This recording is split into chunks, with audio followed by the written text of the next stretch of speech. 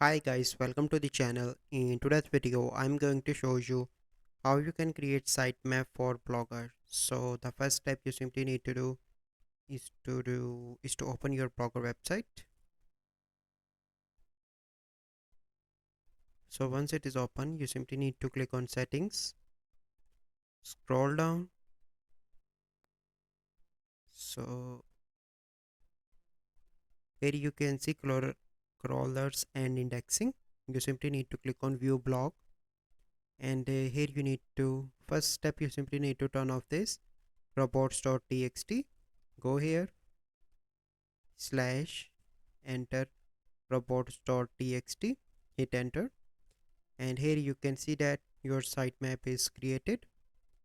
And here you can see you simply need to select this from here and copy this and enable this. First click on custom robots and txt, and after that you need to add that here like this and click on save.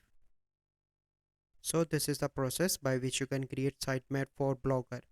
So I hope you find this video helpful. If you find this video helpful, must like this video, subscribe to our YouTube channel for future videos. We'll see you in the next video. Thank you. Have a good day.